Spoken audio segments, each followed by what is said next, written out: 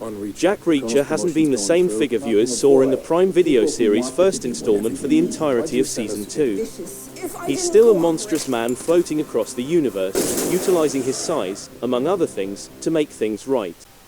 More than his brother's murder, the killings of his former colleagues in the U.S. Army Criminal Investigation Division impacted him. He was their commanding officer, but he's not his brother's keeper. Reacher comes full circle in The Man Goes Through, and ultimately regains his power. It will be necessary for him. Even though Reacher owes his deceased colleagues a duty of care, he finds that collaborating with the 110th Special Investigators Unit's surviving members is very unsettling. After avenging his brother's death in Margrave, it's reasonable to presume that Reacher has had some off-screen experiences in the 2 years following Reacher Season 1. This indicates that he's accustomed to being the most knowledgeable and adept operator in the space. He has been humbled by working with Francis Neagley, David O'Donnell, and most importantly, Carla Dixon. The relationship is different now that he isn't wearing the rank of command on his chest and isn't their commanding officer.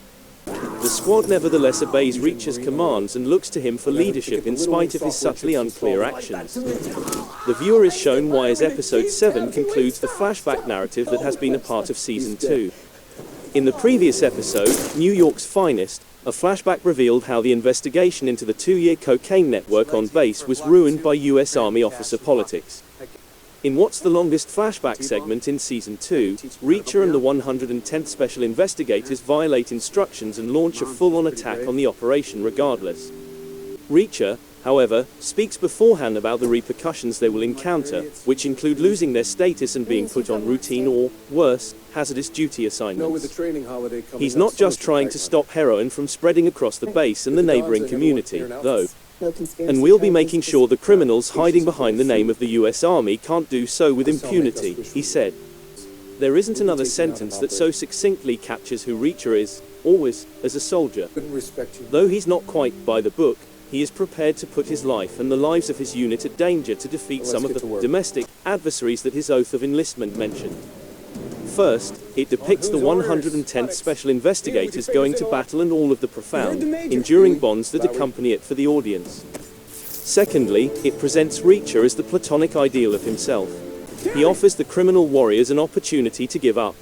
The 110th executes the two who don't in self-defense, and captures the one who flees. It may be said that the civilian buyers are sent out with extreme prejudice.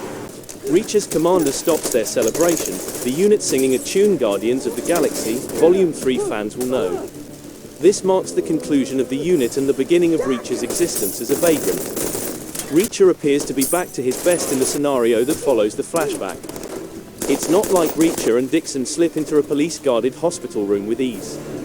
Rather, what demonstrates it is what he says to the lone survivor of the squad that murdered Detective Russo. He threatens him while grabbing him by the throat. You yell or make noise, I'll cut your trachea open, and your final thought will be, holy shit, he really did it. Reacher has finally returned to his Season 1 levels of humor, swagger, and violence. Regretfully, this sequence is also among the least strong ones in the program. While it's not inimical to Reacher's persona, it's an action movie mainstay that's best left dead. Reacher murders and tortures the victim. Though the fallen police officer would not be appreciative, he does it for Detective Russo. His desire would have been to prosecute and imprison a hitman who felt at ease taking the life of a child. And the moment before the memory was another piece of payback Russo would never have approved of.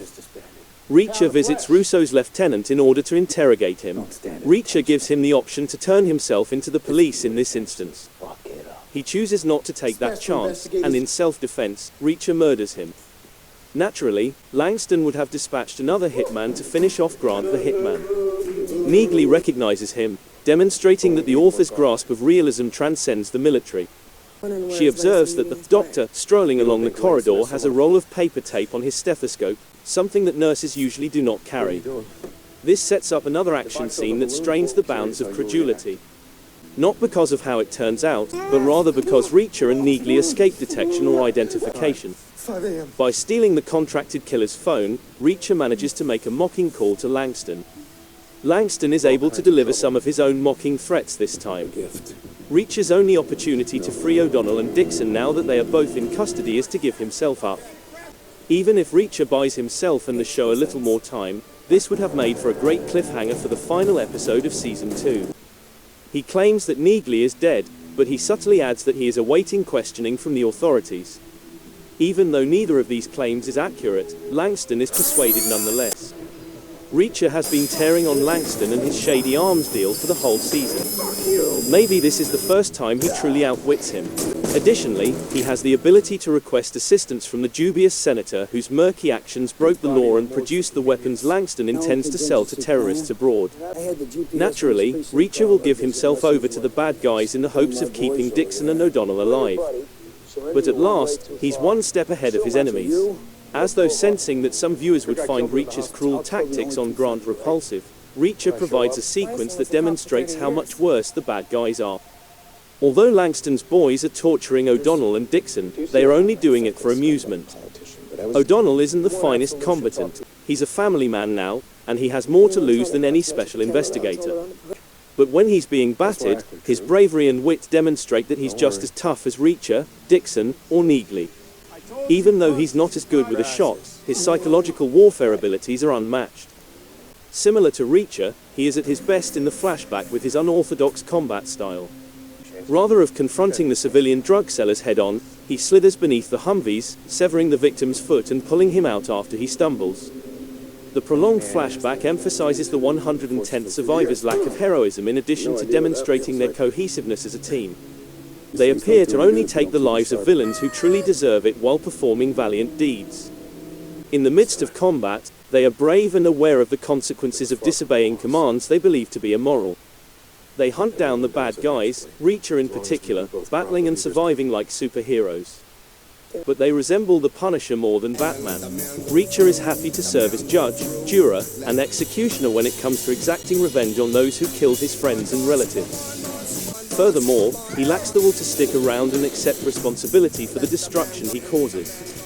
The real struggle starts as Reacher approaches the Season 2 finale. Fortunately, Reacher is at the peak of his abilities rather than feeling uneasy about his developing relationship with Dixon or his comrades passing.